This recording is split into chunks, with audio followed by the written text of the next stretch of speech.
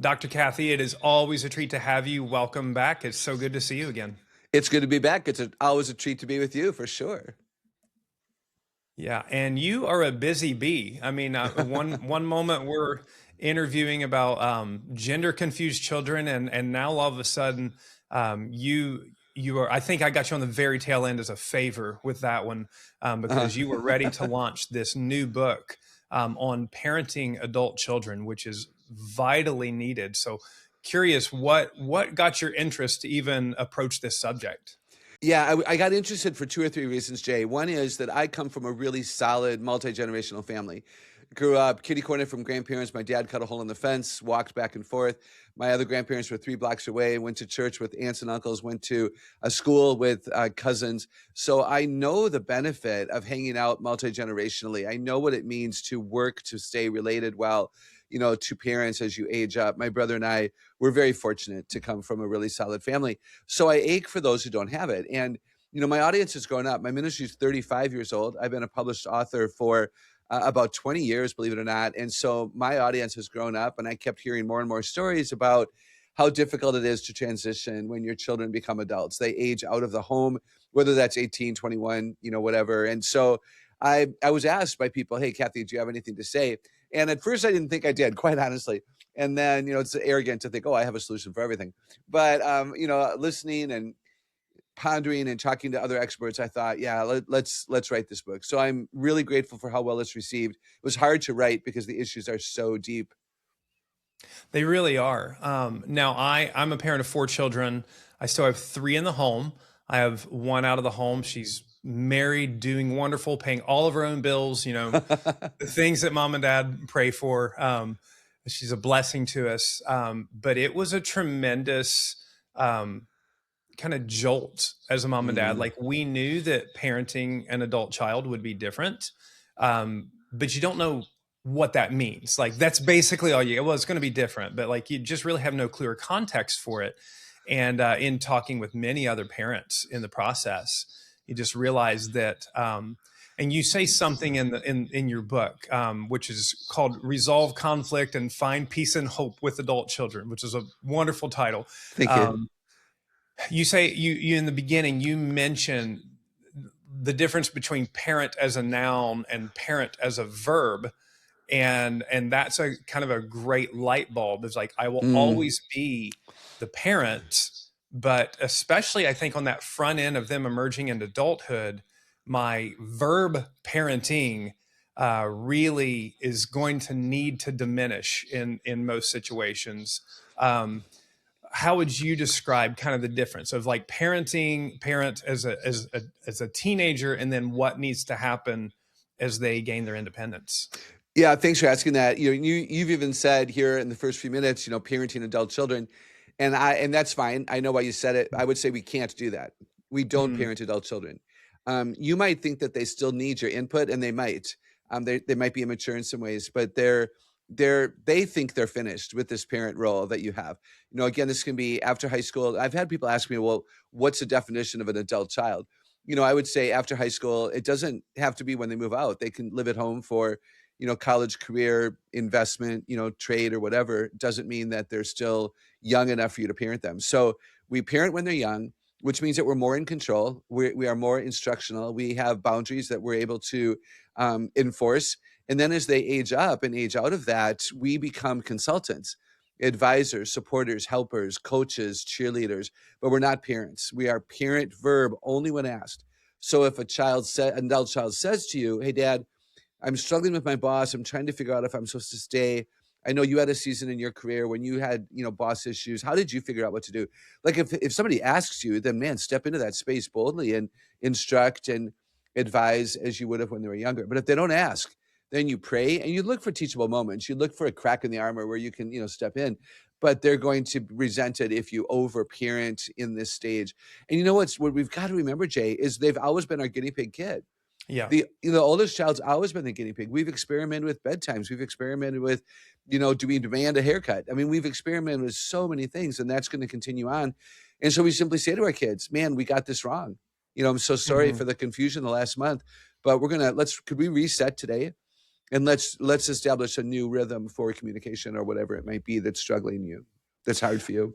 Yeah, I'm thinking of just the last couple of years of your children in your home as they're in high school, and how there are many ways in which, like, I teach this, I coach this. You need to back off. You need to let them own their decisions. You need to be moving into that consultant role more and more. And I say that, and like as I'm talking to anybody else's kids and parents, that's super. Like, I have no emotion involved. Um, but as a parent of children in this house, one of the things that I'm aware of in these last couple of years is they are facing decisions that they have no context Mm. how to handle. They don't know the pathways to go, and so it's like, as a parent, I feel like I really do need, in some ways, kind of massive intervention. Is like, well, how do you apply for college? How do you even Hmm. determine what you're going to apply for? Let me help you think through things that would be $100,000 waste of money, because there's Amen. no way to earn a living on there. Um, but so it's like, I feel this interventionist need here, and then it needs to kind of quickly diminish as they get rolling on their own. Is there a way that you would recommend over the last few years, before they're adults, Right. whether you say it's 18 or 21, before they're adults, is there a way that you would recommend parenting in these last few years of teenagedom, that would make this transition more likely to go well into adulthood? It's such a good question. I think we the parent has to step back and say, okay, this is not about me. Many parents have admitted to me that they parent so that their children will be successful, so that they look like good parents. Mm, And you and I have talked about this on other podcasts that I love your show. It's not about us. It's about our kids being successful so that our kids know who they are and will launch well and will learn resiliency from, valley experiences that they choose to stand up and walk out of. So it can't be about us. It can't be about overprotecting. We really need to stop helicoptering. In fact, one of the reasons that adult children cut themselves off from their parents often is that the parent was a helicopter, and the adult children are afraid the parent can't parent any other way. mm, And they didn't mind the intervention when they were younger. They didn't mind, hey, do you want to practice soccer? Remember, tryouts are tomorrow. They didn't mind it when the mom said, hey, grab your lunch. And the parent was parenting out of the very best intention. But now that they're adults, they do want to grow up. They know that they need to grow up, and they don't want moms, it's usually the moms, intervention. They want support, they want help and guidance, but they don't want control.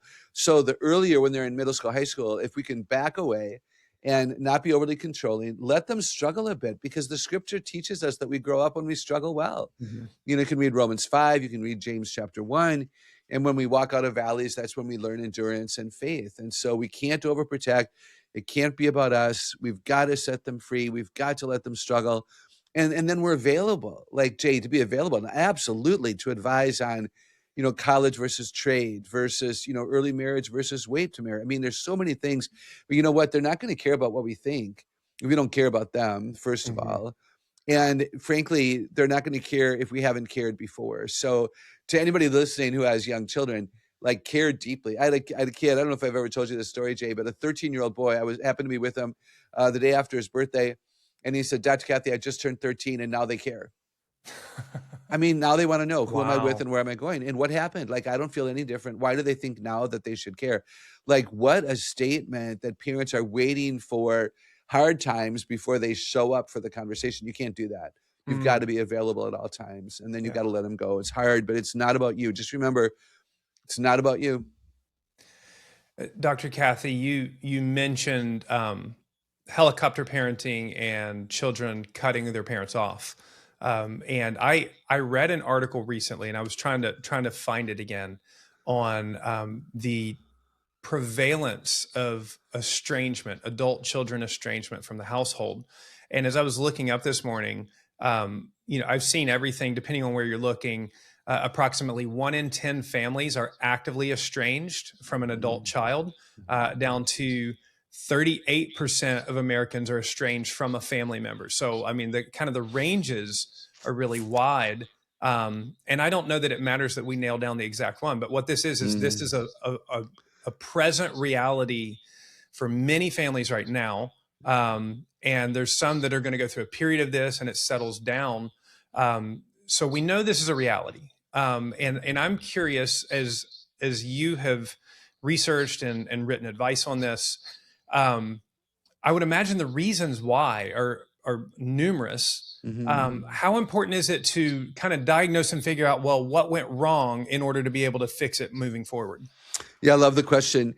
In some cases, it may be valuable. Certainly, if you have younger children at home, you don't want this to happen again as Mm. your children adult up. So then it might be beneficial to analyze, okay, did we misstep? Is there something that we could legitimately own? In fact, the second chapter of my book is, look at yourself first. And I've had parents, text me and say, or parents who know me reach out to say, man, I wanted to skip chapter two, but I know I can't skip chapter two. So certainly, wonder, observe, analyze, even ask questions so that you don't repeat mistakes if in fact you're at fault. But otherwise, I don't think it's all that significant. I don't deal a lot in my book with why it happens because Hmm. I think we waste time over analyzing. I think we waste time if I could only figure out what I did wrong. Well, you may never know. And your kid might have a very different perspective on what he or she thinks went wrong. So, can we instead move forward? Now, I will say to you, Jay, that often it is a social media influence on our adult children. When they're in our home, we're not the only voice they listen to. And as soon as they get out of our home, we surely are not the only voice. They're listening to their peers. They're following people on X that we don't even know they're following, and we don't need to know anymore. They're out of our home, as hard as that might be for some people to hear. There are therapists and counselors, unfortunately, who are saying, "Oh, you're old enough now. You don't need your parents," which is a lie. Let's remind our audience that God ordained the family before the church, and it doesn't say anything in the scripture about it will end, on this day. Our families are supposed to be, forever families. And so there's grief, but I wouldn't overanalyze it. Again, unless there's young children that you want to think through, should I be making some changes now? And if that's the case, get them off of social media and be present without controlling as you begin to launch them so that they will continue to care about your perspectives and what you think. Hmm. I have a theory that if this is more prevalent now than it used to be, one of the potential reasons is there used to be the ability for what I would call more of a soft estrangement, Mm, where like if I'm not getting along with my parents and I move out of the house, as long as I have some geographical distance between my family and myself, well, the phones are attached to the wall, and so it's really easy to you just not happen to be there for phone calls or whatever for a large right. period of time, and then it might be down to a visit or two a year or something like that, and that's manageable. But now in this era where you literally can have contact with anyone in the world at any time, and on social media, as a parent, there's typically endless ways to stalk your child, to know Yep. everything that they're doing, and then have the temptation to intervene and talk about it. I wonder if that has contributed to there's no soft estrangement Huh. possibility now, and so there's tends to be maybe far more of a cutoff because I can't handle the amount of in that mom or dad wants in the life. You think there's any validity in my theory? I think it's an interesting perspective. Yeah, sure, absolutely. Adult children have said that they are still on a parent's app where they get to follow them.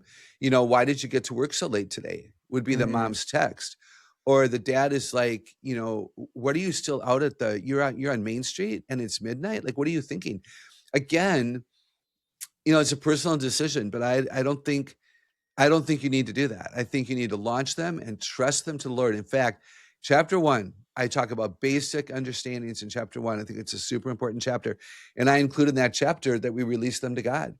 God loves them more than we will or could. And we need to say to God, please, take my kid. mm, And we in a sense we take our hands off and we let them discover who they are through living life, which is exactly what you and I did. yeah. How did we discover who we were? By living, by making mistakes and walking out of valleys. That's where our strength came from. And so um, I think it is awkward. I think the phone in the pocket makes it harder. In fact, adult children have told me, in fact, teenagers have told me for years, Dr. Kathy, when I text my mom, she calls me back because she knows I have my phone. No, Uh, no, no, no. A text from a kid is not giving you permission to call. In fact, I had somebody do that to me last night. We have a mutual friend in crisis, and we were texting, and then my phone rang, and I actually wasn't. I was texting as I was multitasking with the due date. I really didn't think I had the emotional space to answer the phone. I did out of respect for my friend, but it My initial reaction was not positive. Mhm. So let's be careful of that, if that makes sense. Okay, so I'm going to change my verbiage because I'm not going to ask you, how do I now parent well as an Okay. adult child, with my adult children? Um, how how do I continue to be a good parent and be an available consultant? So what Mm. are maybe some strategies that just kind of on the front end that you would say these are good transitional strategies that you need to that will um, help your child feel like there are appropriate boundaries in the situation, which will hopefully make them want more access to your wisdom and knowledge and relationship. It's a great question, Jay. I think, again, we make sure that it's not about us, that we have another life to live. We're not just a parent. You never were just a parent. If you're married, prioritize your marriage. Good heavens. Have all the definitions of yourself, right? You're a son or a daughter, an aunt or an uncle. You're still a child yourself, even if your parents aren't with you on earth. And are you a volunteer and a member of a church choir? Are you employed by such and such an accountant firm? Like, know who you are in entirety and don't expect your kids to meet all of your needs. Jesus has to meet your needs. So be in the word, be in prayer, be in consultant relationships with older, more mature believers who can still, raise you up, if you will, to more of a Christ-like character. Those kinds of things really matter for us, because it's not just about our kids.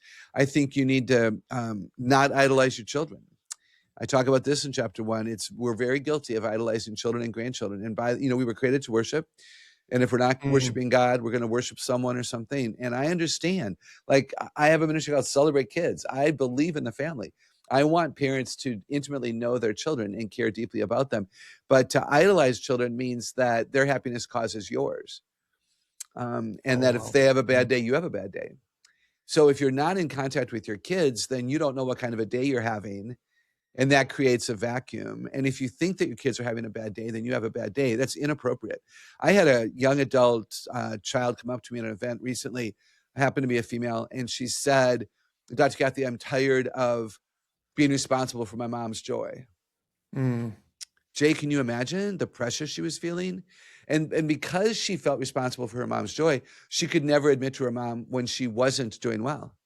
So the very role the mom wants, which is to still consult and guide and advise, instruct, cheer, and coach, she wasn't going to have, because she made her daughter feel like it was all about her.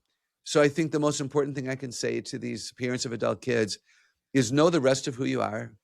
Love your adult children well, pray for them on a regular basis by name, and at the same time, be willing to back away and talk about what you have going on in your life, and make sure that you have something going on in your life. Mhm. So I hope that's helpful. There's more I could probably say, but that's really what's on my heart this morning is, and I would say, I guess maybe let me say this, Jay.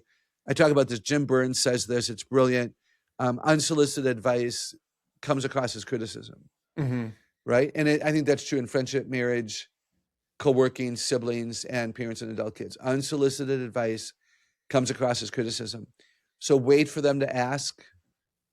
And until then, pray and pray that they'd be ready to know what you think is best. Mhm. Be available, and certainly try to stay available to your kids without pushing and demanding, so that they want to be with you and they don't develop a disrespectful attitude toward you. Yeah, it was in a fiction book that I was reading recently, and it was a conversation in the fiction book, and one of the speakers said something like, "I don't feed people who aren't hungry, otherwise they resent it." And Oh, I was like, that is such a good way to put it, that's really and makes good. so much. And what you will find, and this is something as a parent, there are other young people that you might be around. It could be actually friends of your child, or it could be if you're in a church environment, you're going to have contact with other young people. There are other young people who are hungry at that Yes. point, and you have an opportunity to be a blessing. You have an opportunity to feed them with your wisdom, with your attention. And I think the caution that you need to have, because like I experienced this just in a child moving out, there's a hole, right? There's a like Yes. everything's perfect. There's a hole. That I think those other relationships, they're not a replacement relationship for that person.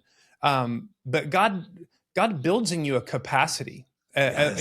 as a mom and a dad, like you spend minimum 18 years once you have an adult child, that you've built up this capacity of love and wisdom, and there's joy in working in your gifts, and your gifts of advice and love and attention to young people. And I think if you can look at it in that way, that like, okay, this is a unique person, they're not a replacement person, but it's a person that has a need that God has gifted me to be able to meet because of all of my experience doing it.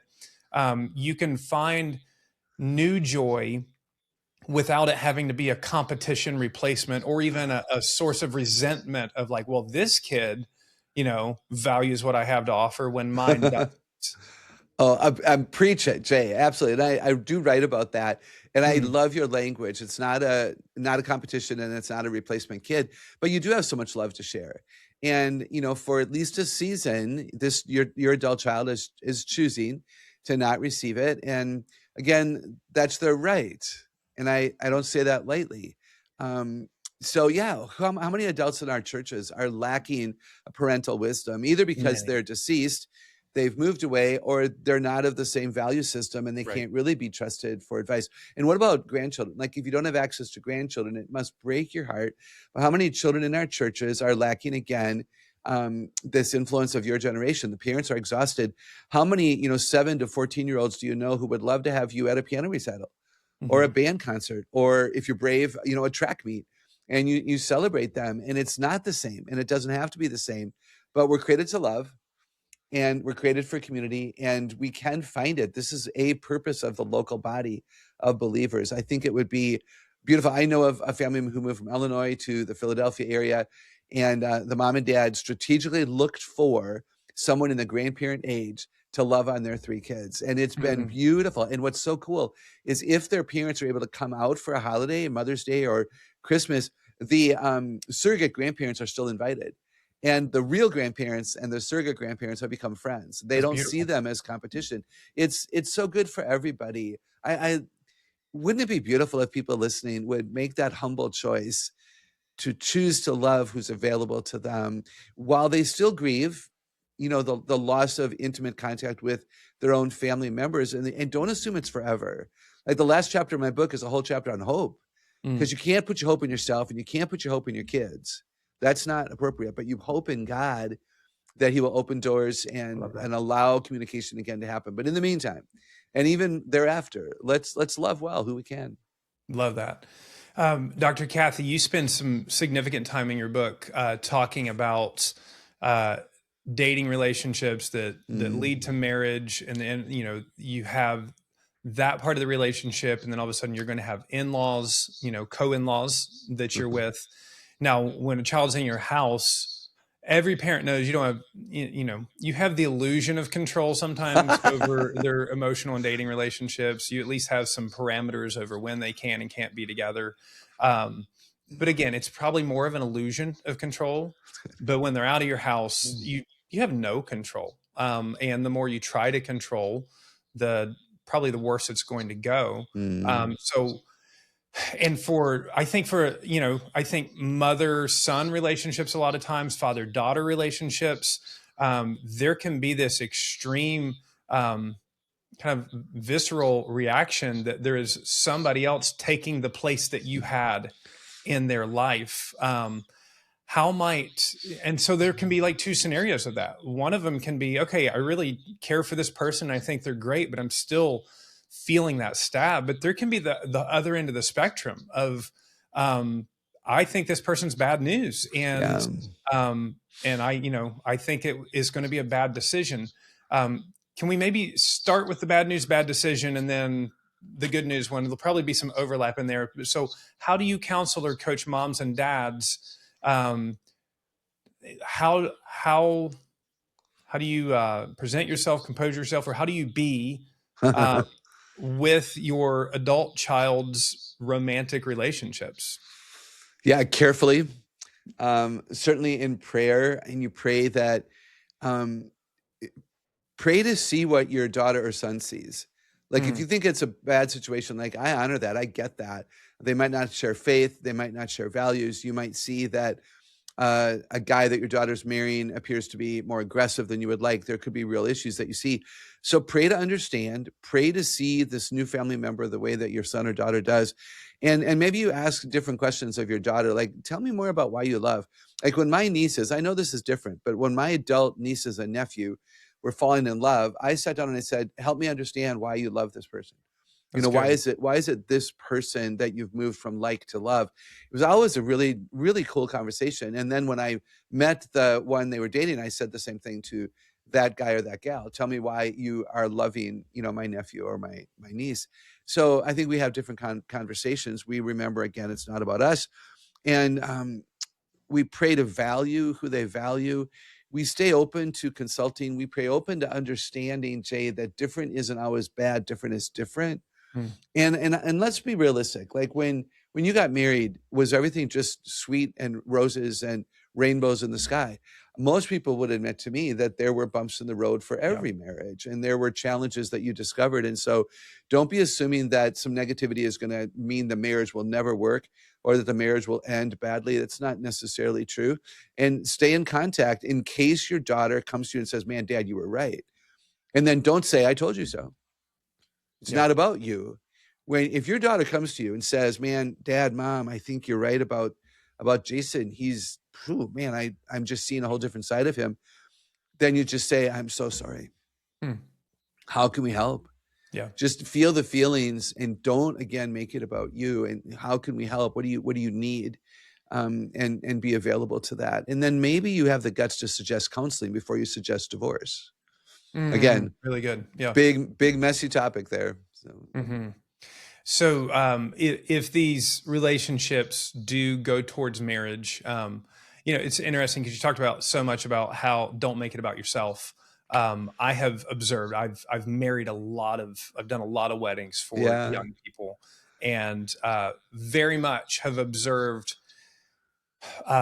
wedding conflict where parents are very much making it about themselves, and sometimes it can be, well, we're paying for it or whatever. But it's this is clearly not what bride and groom want. This is some sort of ego or power trip for mom and dad.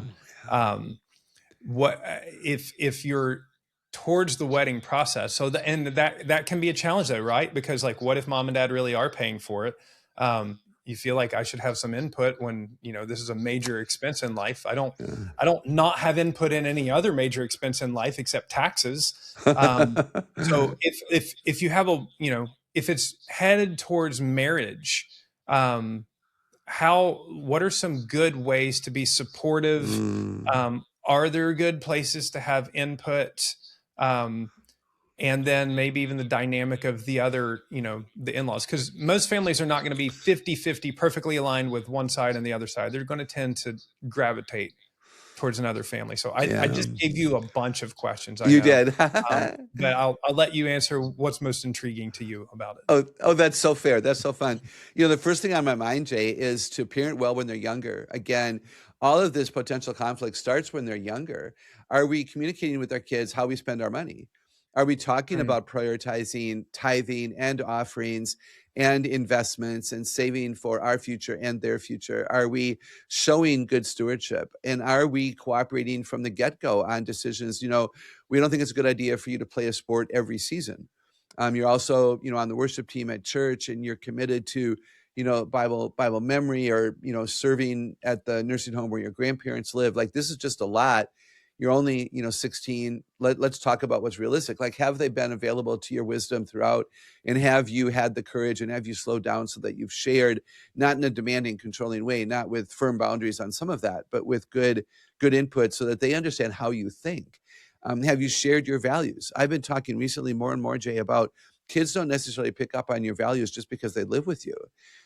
So have you talked about the things that matter so that those things potentially matter to them, so that when they sit down to plan something like a wedding, they're not going to demand, flowers attached to every row of pews in the church, which adds $1,000, and most people won't even notice them. And 24 hours later, we donate them. And was it really worth it? Like, we talk about those kinds of things. And maybe we offer, hey, we can spend, 5,000 on the wedding, or 1,000 and give you 4. Which kid wouldn't say, I'll take the 4? and then you say to them, we'd love you to invest that, and don't necessarily spend that all on your honeymoon. But again, family values are what comes in here. I think love, respect, involvement, group decision making, and yeah, how much control is realistic. And I, Jay, I think you would agree. We choose to fight the battles that we fight. Hmm. I think the long-term relationship with your kids and your new son-in-law or daughter-in-law is what's most important here. That you start where they want to be in relationship with you. So I would say be really careful when you tread the water of showers, rehearsal dinners, weddings, honeymoons, the decisions they're making about housing. Be careful, because the long-term goal of connection needs to be, I think, first and foremost in your mind. So Yeah. maybe you give a little bit, I guess is what I'm saying. Yeah.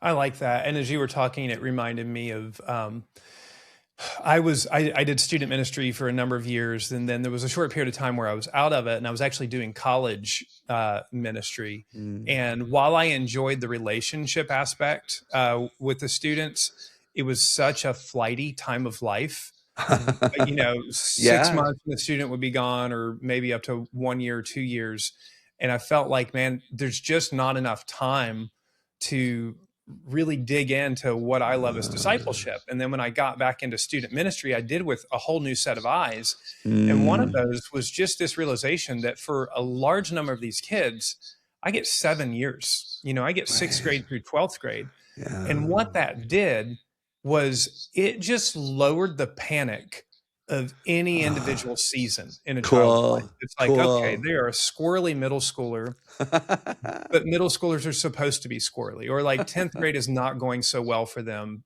It's okay because we have this long period of time. And so it just kind of lowered the It's good. urgency of any particular season of life. And I think that kind of mindset, when you're talking about adult children, is like, my goal cannot be perfect relationship right now, Oh, it's because good. I don't have control over perfect relationship right now. And perfect relationship is a fabrication. Like, it is, It's good. it is not ever the case, because I'm not perfect and they're not perfect. So how can you add that together to be perfect? Yeah. But if my goal is healthy, thriving, multi-generational relationship over the course of our lives, then I Yes. realize there's going to be seasons, there's going to be in and out, and there's going to need to be a buy-in time. And Mm. there's this amazing book. It's not a Christian book whatsoever. I think it's called Family Wealth, Keeping It in the Family. I watched some Mm. Netflix documentary on the one percenters, and it was like some billionaire consultant to families on how to like keep their generational wealth. And he wrote a book about it. And so I was like, well, I can't afford to go to his, I can't afford to go to his thing, but I can buy the $10 or $19 book. And he said something in the front of the book. He's like, what I teach families is that the wealth of the family are the individual members of the family and Ooh. their ideas and their contribution to the world. The the money and possessions that a family has, those are the assets of the family to Mm. contribute to the wealth of the family, which is the individuals. Mm. Um, Beautiful. and so we teach this, but they teach that like every generation has to have the opportunity to opt in to the family. Ooh. So as they become adult members of the family, they give them kind of this, hey, do you want to vote and opt in to what we are doing long term as a family? Mm. And I thought that was really the first thing was that my children are the true wealth, that That's everything else I have is just an asset to grow the wealth of my family. But also, you know, all good investments are long-term investments. Like, don't yes. get panicked by the stock market. Yeah. So during this early stage of adulthood, what have you seen are the best like investments that you've seen parents make that tend to have the greater rewards 5 years down the road, 10 years down the Mm. road, kind of long term? Wow. I love all that. Be willing to do the small things that might feel unimportant, but could be very important to your adult children and spouses if they're married. Don't keep track. Don't be like, I called last time, now it's her turn to call me. I had them over, now it's their turn to have me over. Don't keep track. You don't do that with friends. I hope. Mm-mm. So don't do that. Um, get to know the spouse. If your child is in a relationship, married or not yet, get to know that person. Invite that person out, even without your child, if they would be willing to go have coffee with you, and what turns you on and what ticks you off, and tell me more about your childhood. What are some of your favorite memories? And what goals do you hope you accomplish in your lifetime or by the time you're 30? Like, get to know them as individuals, and then maybe get to know them, if you will, as a couple. I think those things are important. I think we communicate to be understood, Mm-hmm. not to win a conversation, and we listen to understand. Jay, we listen not to advise. We don't listen to correct. We don't listen to judge. We don't listen for an opportunity to talk. We listen to understand. And that causes us to say things like, hey, keep talking. I'd love to know more. Because as I say in so many of my books, the longer you listen, the greater the likelihood that the first thing you say will be relevant. Mm. And now they will listen longer to you. So I think to slow down. It's not about you. Don't be demanding.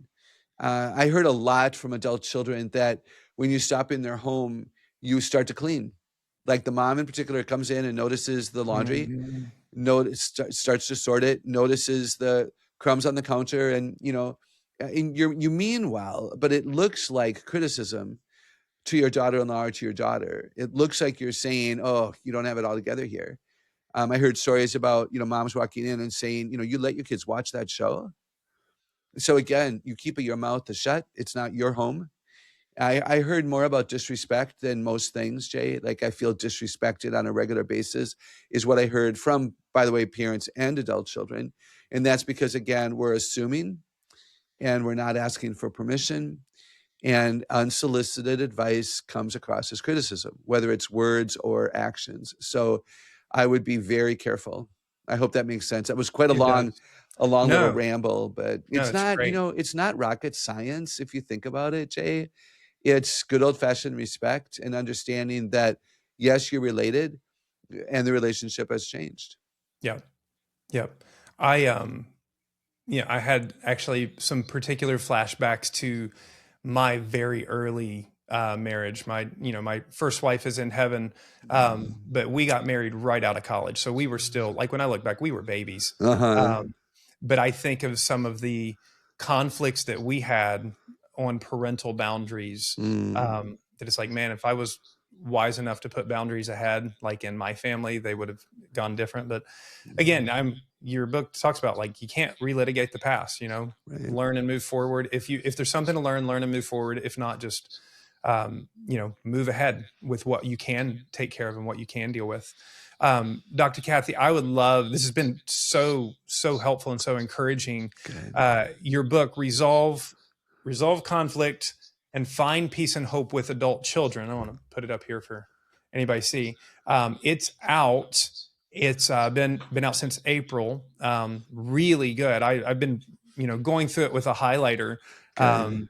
And am ready to loan it to a parent. I told a parent, we were having a conversation. I'm like, I've got this book, I'm doing this interview, and then I'll loan you my copy in a minute, but you're going to want to buy one of your own.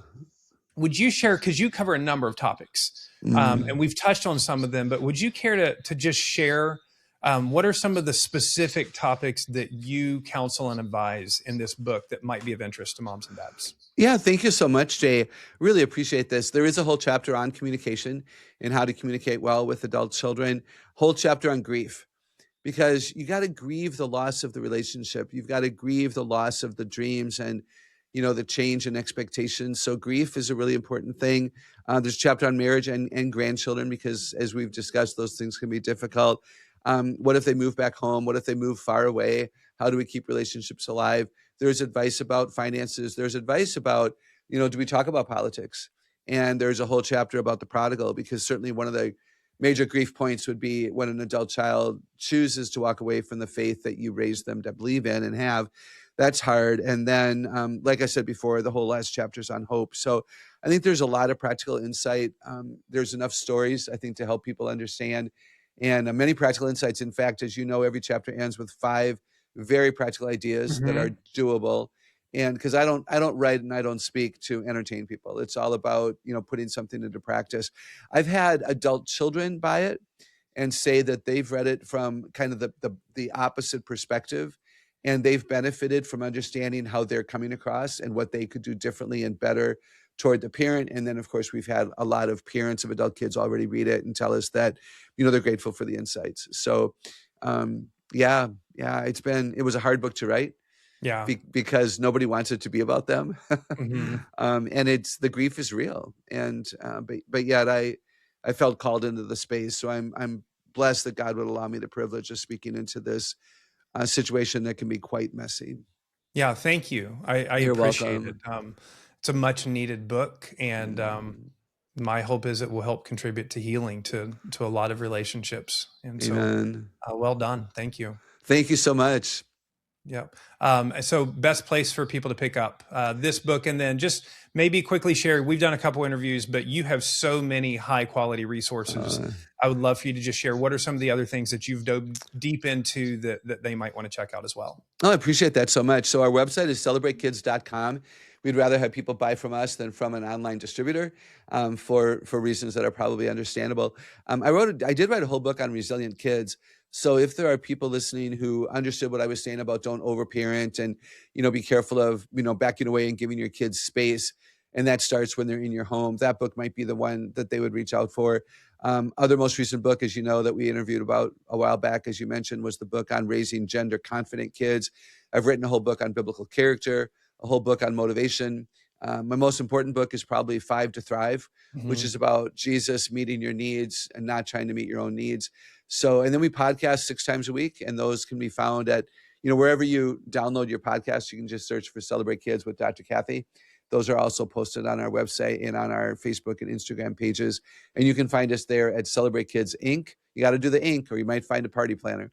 So, Celebrate Kids Inc. I appreciate your support of who I am and what we're doing here at Celebrate Kids. Jay, it's been good to know you all these years, and love that you're podcasting for the people that you're influencing. So proud of you. Thank you. Well, I think you would be wonderful to have for a party. So maybe keep that in mind for people as well. So, That's so Dr. great. Kath, you're going to be just real quick. Do you know, are you going to be in Florida anytime in the next year? Yes, I'm going to be in Florida in September Hmm. of 26. Yeah, this September. I'll Okay. be in Orlando for the American Association of Christian Counselors Conference. And I think I have something else booked in early 27. We'll have to talk, because coming Okay. up to your church would be so much fun. Yeah. Yeah. I'm gonna dive on that and see what we can do. So, Okay. all right. Thanks, Dr. Kathy. Great to talk to you. Thank you.